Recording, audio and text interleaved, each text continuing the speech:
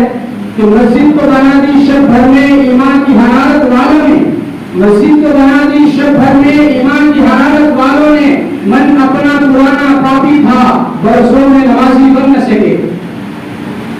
تو اگر ہمارا من اندر سے پاک نہ ہو، دل صاف نہ ہو، تو پھر مسجد بننے سے کیا ہوتا ہے؟ مسجد کو بنانے والے ہزاروں مسجد بناتے ہیں، لیکن اصل کمال تو ان لوگوں کا ہے جو اسے آباد کرے، چاہے جس کے اعتبار سے مسجد کو آباد کرے، یقیناً ان کا درجہ تمام لوگوں میں بڑا ہوگا اور اللہ کے نزدیک ان کا مقام مرتبہ یقیناً ان کے شان میں پہنچا ہوا ہوگا۔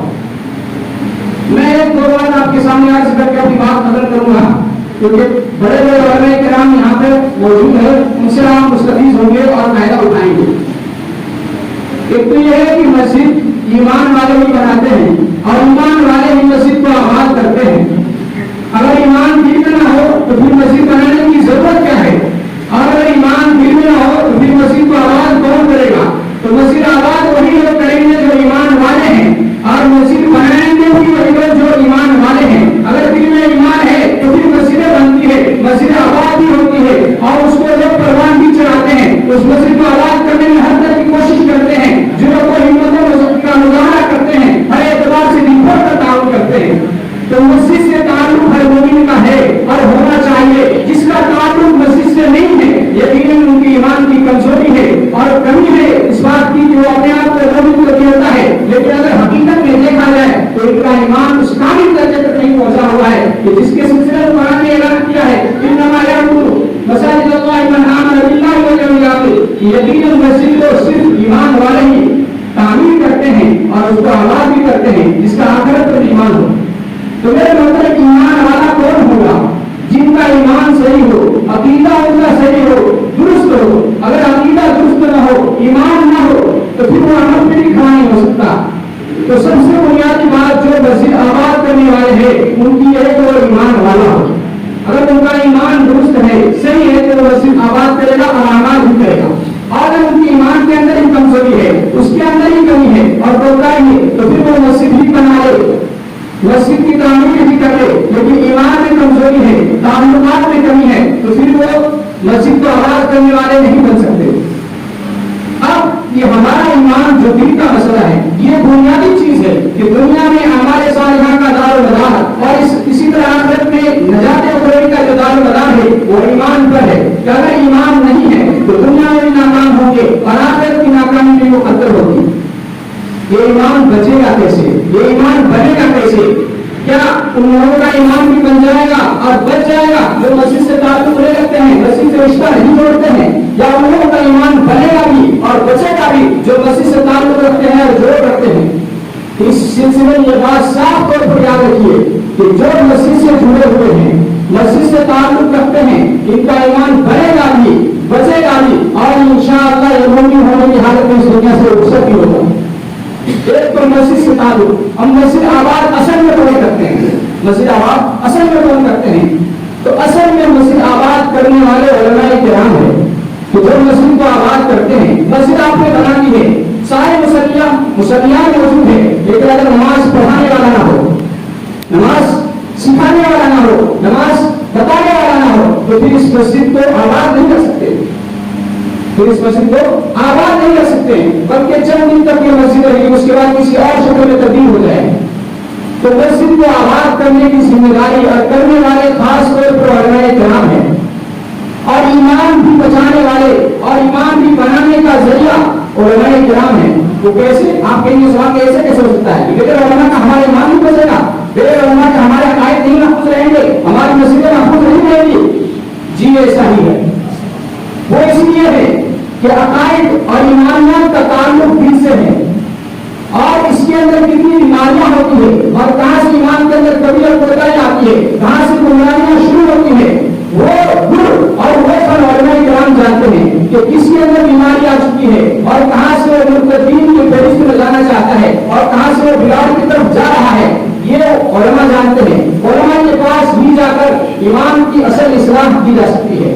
اگر ہمارا تعلق علماء سے نہ ہو، ہمارا تعلق مسجد سے نہ ہو، ہمارا تعلق مولویوں اور عالموں سے نہ ہو، مدارس دینیوں سے نہ ہو، تو یقین جانیے کہ ہمارا ایمان کمزور ہے، ہمارا ایمان اس رخ پر ہے کہ جس کی وجہ سے ہم کامیاب نہیں ہو سکتے. تو مسجد سے ہمارا تعلق ہونا بھی ضروری ہے. اسی طرح علماء کرام سے ہمارا تعلق ہونا بھی ضروری ہے، کیونکہ عقائد کے مسئلے اور عقائد کی راہ پر اور صحیح عقیدے بتانے کے لیے آپ کو علماء کی ضرورت پڑے گی. آج بابلوں نے کوشش ایسی کی ہے اور اتنی چوٹی کا زور لگا دیا ہے کہ دو کام بابلوں نے کیا ہے. ایک کام یہ ہے کہ مسلمانوں کا تعلق ماضی سے توڑ دیا جائے، مسلمانوں کا تعلق محمد عربی صلی اللہ علیہ وسلم سے چھوڑا دیا جائے، مسلمانوں کا تعلق صحابہ کرام سے توڑ دیا جائے تاکہ یہ بے فہمی کا روپا ہو جائے، اس کی کوئی اثر نہ ہو، کوئی جڑ نہ ہو. اور دوسری انہوں نے کوشش اور سازش یہ کی ہے کہ مسلمانوں کا، عوام الناس کا، عواموں کا تعلق علماء سے توڑ دیا جائے. علماء اس طرف جا رہے ہو تو عوام دوسری طرف جائے، علماء سے بھی ان کا ربط ضبط اور تعلق ختم کر دیا جائے. جب یہ دو چیز وجود میں آئے گی اور یہ دو چیز پہ کام بہت بڑے شور سے ہو رہا ہے تو پھر عوام الناس کا کیا ہوگا، ان کی ایمان کا کیا بنے گا، ان کے اعمال کا کیا مسئلہ ہوگا، یہ کچھ بھی نہیں کہا جا سکتا ہے. آپ کے سامنے مولانا عبدالحق صاحب نے بڑی اچھی بات کہی ہے اور انہوں نے بڑی کی بات رکھی تھی. یہ اسپین، بخارا، سمرقند یہاں کا جو حال ہوا، لوگوں کا علماء سے جوڑ تھا، تعلق تھا، اپنے مسئلے کو حل کرتے تھے علماء کرام سے، تو اس وقت تک گاڑی چلتی نہیں، لوگ کامیاب ہو گئے ہیں. لیکن جب ان کے درمیان لوگوں نے درار ڈالا، دشمنوں نے فساد پھیلایا تو پھر لوگ دھیرے دھیرے علماء سے کرنا شروع کر دیے. آج بھی علماء سے دور کرنے والی جماعت موجود ہے، علماء سے دور کرنے والی تنظیم موجود ہے، علماء سے دور کرنے والی سازشی دورہ آج بھی موجود ہے. آپ انڈیا کے بہار میں ایک علاقہ ہے جہاں سے محمد بن شبیر بن حنیف ایک شخص ہے، انہوں نے مسیح ہونے کا دعویٰ کیا ہے، انہوں نے مسیح ہونے کا دعویٰ کیا ہے اور عیسیٰ علیہ السلام کی انہوں نے دعویٰ کی ہے، مہدی ہونے کا دعویٰ کیا ہے.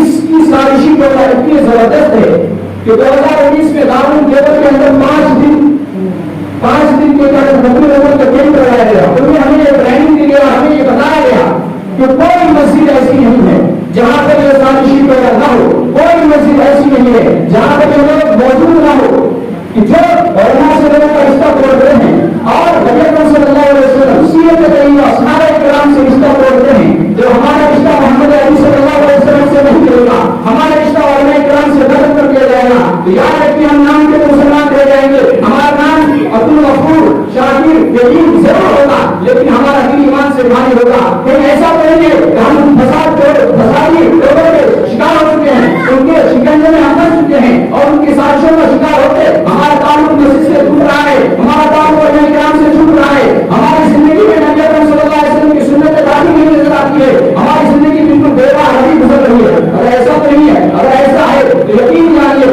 کہ اندر غیر محسوس طریقے سے ہمارا تعلق علماء سے ختم ہوا، ہمارا تعلق نبی اکرم صلی اللہ علیہ وسلم سے ختم ہوا، ہمارے معاملات بھی بگڑ گئے، ہمارے شادی کیا ہر طرح کی چھوٹی معاملات ہے، عرب کے اندر فساد آ گئے، رشوت، سود، گھوس، یہ ساری چیزوں کے اندر مسلمان سب سے آگے نظر آتا ہے اور سب سے پیچھے مسجد میں نظر آتا ہے. اسی نے کیا کہا ہے کہ مسجد کے نام پر سر کٹانے کے لیے تیار ہے، مسجد کے نام پر سر کٹانے کے لیے تیار ہے لیکن مسجد میں سر جھکانے کے لیے تیار نہیں. نبی کے نام پر جھوم جاتے ہیں، نبی کے نام پر جھوم جاتے ہیں لیکن نبی کی جو بات آتی ہے ان لوگوں کو چھوڑ کر بھول جاتے ہیں. مطلب ایسا اگر ہمارا تعلق ہوگا تو یقیناً ہم ناکام ہوں گے، ہم کامیاب نہیں ہو سکتے.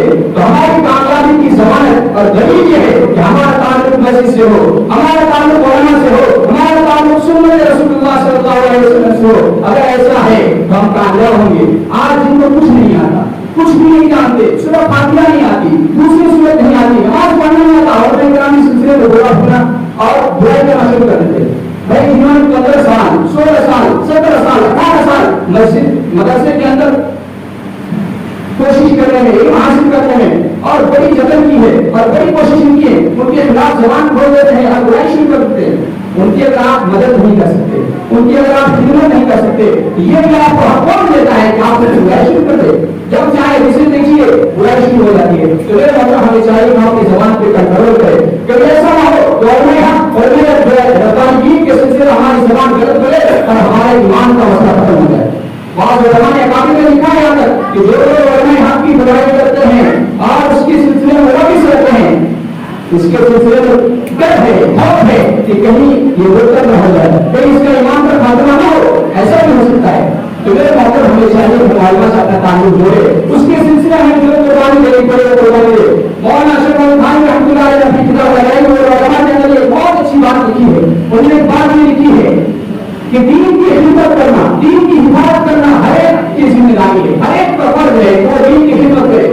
سوال یہ ہے کہ عالم لوگ تو دین کی خدمت کریں گے علم کے ذریعے، اپنے علم کو پھیلائیں گے، جو کچھ انہوں نے قرآن سنت کو سیکھا ہے اس کو لوگوں کو سکھائیں گے، بتائیں گے، عوام الناس کیسے دین کی خدمت کریں گے، عوام کیسے دین کی خدمت کریں گے؟ کیا وہ مدرسہ پڑھ کے بیٹھ جائے، قرآن سن کے بیٹھ یا مسجد پڑھ کے بیٹھ جائے، امام بن جائے یا نبی بن جائے، مقرر بن جائے، یہ ناممکن ہے، ہو نہیں سکتا۔ تو وہ عوام الناس دین کی خدمت کیسے کریں گے؟ کون سے ایسے کام کرے جس سے دین کی خدمت کریں گے؟ تو انہوں نے اس کا جواب لکھا ہے کہ عوام الناس کی ذمہ داری یہ ہے کہ وہ دین کی خدمت جس جہت سے کر سکتا ہے، جس طریقے سے کر سکتا ہے کرے۔ اگر وہ علم بانٹ نہیں سکتا ہے، علم وہ نہیں پھیلا سکتا ہے، تو علم بانٹنے کے اور اس کو پھیلانے کا ذریعہ بنے۔ اگر اللہ نے اس کو بانٹ دیا ہے، دولت سے نوازا ہے، تو اپنے مال کو اللہ کے راستے میں خرچ کرے، علم والوں کو بتائے اور علم پھیلانے میں اپنے مال کو صرف کرے۔ اور ایک اس سے بڑے مزے کی بات نہیں کہتا ہوں، کسی آدمی کی بات میں نقل کر رہا ہوں کہ نبی اکرم صلی اللہ علیہ وسلم علماء کے سلسلے بیان فرمائے کہ علماء ورثۃ الانبیاء، کہ علماء یہ انبیاء علیہ السلام کے وارث ہیں، علماء یہ انبیاء علیہ السلام کے وارث ہیں، اور انبیاء علیہ السلام اپنی وراثت مال دولت جائیداد دینار و دینار ان کے پیسے نہیں چھوڑتے بلکہ وہ اپنی علم کا وارث بناتے ہیں۔ تو یہ پتا چلا کہ علماء یہ انبیاء کے وارث ہے اور انبیاء کے علم کے وارث ہے۔ جو علم اللہ تعالیٰ نے انبیاء علیہ السلام کو دیا ہے وہ علم علماء نے اپنے مدارس میں مکاتب میں محنت کر کے کے سامنے کر کے انہوں نے حاصل کیا ہے۔ تو علم کے ذریعے یہ انبیاء علیہ السلام کے وارث ہوئے۔ اب مسئلہ یہ ہے کہ لوگ علماء پر مال خرچ کرنا اور ان کو دینا عیب سمجھتے ہیں، کیا سمجھتے ہیں؟ اگر ٹیوشن میں یا کوئی دوسری چیزوں میں اس کو پیسہ دینا پڑے اور پتہ نہیں خواہشات پہ ناجائز کام میں پیسہ دینا پڑے تو بہت ہی بھوک کے خرچ کرتے ہیں، کیا کرتے ہیں؟ دن بھر کے خرچ کرتے ہیں۔ لیکن جب علماء کی بات آتی ہے اور مدارس کی تعلق کرنے کی بات آتی ہے، مساجد کی تعلق کرنے کی بات آتی ہے، اس وقت انسان بہت کنفیوز ہو جاتا ہے، اتنا مفید اور کنفیوز ہو جاتا ہے کہ ایسا لگتا ہے کہ کچھ دیر میں اس کی جان نکل جائے گی۔ تو علماء انبیاء علیہ السلام کے بارے سے آگے کے مسئلہ یہ بیان کرنا وہی ہے کہ انبیاء علیہ السلام کی ذات اقدس جب تک باحیات دنیا میں اپنی حیات دنیاوی کے ساتھ موجود ہے تو امت کا سب سے امت کے مال کے خرچ کرنے کا سب سے بہترین مصرف جو ہے، سب سے بہترین جگہ جہاں اپنا مال خرچ کرے اور اسے ثواب بے انتہا ملے، وہ انبیاء علیہ السلام کی ذات ہے۔ وہ انبیاء علیہ السلام کی ذات گرامی ہے کہ انبیاء علیہ السلام پر ان کی امت اور مال خرچ کرتی ہے، یہ سب سے بڑا ثواب کا کام ہے اور سب سے بڑا نیکی کا کارنامہ ہے۔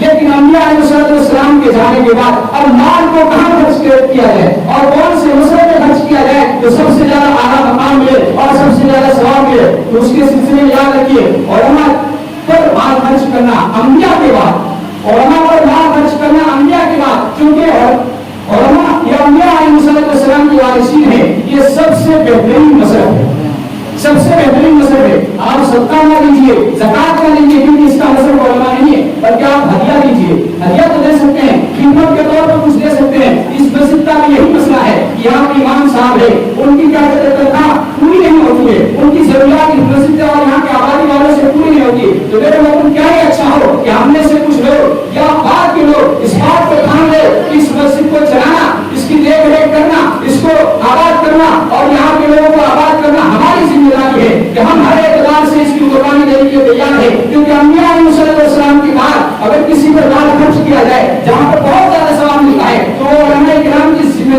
ذات ہے، اور علماء کرام میں سے خاص طور پر جو مساجد کے ائمہ ہے وہ اس کے زیادہ حقدار ہے، مدارس کے جو اساتذہ کرام ہیں وہ اس کے زیادہ حقدار ہے، کیونکہ وہ قال اللہ قال رسول مسلم میں پڑھاتے ہیں، مدرسے میں پڑھاتے ہیں، اور یہاں پر جو ائمہ کرام ہیں وہ آپ کو صحیح راستہ بتاتے ہیں، صحیح روپ دکھاتے ہیں، دین کے صحیح مسائل سے آپ کو روشناس کراتے ہیں۔ ہم جیسے لوگ اتنے کمزور ہیں، کمزور ہیں کہ یہاں پر مال خرچ نہیں کریں گے۔ مال خرچ کہاں کریں گے؟ شادی میں۔ مال خرچ کہاں کریں گے؟ بدعت و خرافات میں۔ مال خرچ کہاں کریں گے؟ ناجائز کاموں میں، جہاں پر کوئی ثواب نہیں ملے گا، جہاں پر ثواب ملنے کا کوئی چانس ہی نہیں بلکہ الٹا ہونا ہے، وہاں پہ مال خرچ کرنا ہمارا آسان ہے، اور جہاں پر ثواب ملنے کا 100% یقین ہے وہاں پہ مال خرچ کرنا ہمارے لیے نہایت مشکل ہے۔ تو میرے مطلب ہم سوچے بہت ملے کہ ہمارا تعلق کدھر جانا ہے، ہم کہاں جا رہے ہیں، ہم کہیں जो गुनाह की तरफ जा रहे हैं, हमारा रास्ता वो है जो शैतान का रास्ता बन चुका है, ऐसा नहीं। तो हमें चाहिए कि हम सिरात मुस्तकीम के ऊपर अभी मैं एक हदीस पाक सुना के अपनी बात खत्म करता हूँ कि नबी अकरम सल्लल्लाहु अलैहि वसल्लम ने इरशाद फरमाया او عالما او متعلما او مستمعا او محبا ولا تكن خالصا والخالصة ان تبلغ العلم واهله کہ لوگوں عالم بنو، لوگوں عالم بنو، علم حاصل کرو۔ اگر ایسا نہیں کر سکتے متعلما علم سیکھنے والے بنو، علم کو سیکھو، چاہے وہ مدارس میں ہو یا مساجد میں ہو یا مکاتب میں ہو، علم کو سیکھو۔ یہ نہیں کر سکتے اور مستمعین علم کی بات کو سننے والے بنو، علم کی بات جہاں سے ملے اسے حاصل کرو اور اسے سنو۔ یہ بھی نہیں کر سکتے محبان علم والوں سے محبت رکھو، دوستی رکھو، تعلق رکھو۔ اور ولا تکون خامسہ اور پانچویں قسم مت کرنا، عالم بنو یا متعلم بنو یا مستمعین علم کی بات کو سننے والے بنو، اور محبان یا علم والوں سے محبت کرنے والے بنو۔ اور اگر یہ نہیں کر سکتے تو پانچویں قسم مت کرنا، پانچویں قسم کرنے کا ہلاک ہو جاؤ گے۔ اور وہ پانچویں قسم کیا ہے؟ انتم نزل علم واہلہ، کہ علم سے اور علم والوں سے نفرت نہ رکھو، علم سے اور علم والوں سے پوچھو اعلان نہ رکھو۔ تو میرے محترم ہمیں چاہیے کہ ہم اپنا دل کشادہ رکھے، ہم اپنا دل بڑا رکھے۔ ہمارا دل جب بڑا ہوگا تو ہم بہت کچھ کر سکتے ہیں، اور ہمارا دل جب کم ہوگا اور ہم کمزور ہو جائیں گے اور کنجوس بن جائیں گے تو یقین ہمارا مولانا محترم نے ایک بات یہ نہیں کہی تھی کہ جب آپ شریعت کے مطابق عمل نہیں کریں گے اور اچھے کام میں آپ مال خرچ نہیں کریں گے تو شیطان آپ سے ایسی جگہ میں مال خرچ کرائے گا جو بالکل ناجائز اور حرام ہوگا۔ تو میرے مطلب آج ایسا ہو رہا ہے، ہمیں چاہیے کہ ہم مسجد سے تعلق اپنا جوڑے، ہمیں چاہیے کہ ہمارے کرام سے اپنا رشتہ جوڑے، ہمیں چاہیے کہ نبی اکرم صلی اللہ علیہ وسلم کی سنت ہماری زندگی میں ہو، سب کے نفعیت کے ناخن سے لے کر سب کے بعد تک ہماری زندگی، ہمارا پورا وجود نبی اکرم صلی اللہ علیہ وسلم کی سنت سے سبھی ہوئی ہو، اور پوری چیز ہمارے نبی صلی اللہ علیہ وسلم کی سنت سے بڑے زیادہ نظر آئے۔ اور ہم ایسا کرتے ہیں اور ایسا کرنے کے ٹھان لے، ہم اس مجلس میں ابھی سے یقین کریں، ارادہ کریں تو یقیناً ہم کامیاب ہو جائیں گے۔ میں امید کرتا ہوں کہ میری یہ گزارشات جو ٹوٹے پھوٹے لفظ میں ہے، اللہ پاک ہمیں، مجھے بھی اور آپ کو بھی ہم سب کام کرنے کی توفیق عطا فرمائے۔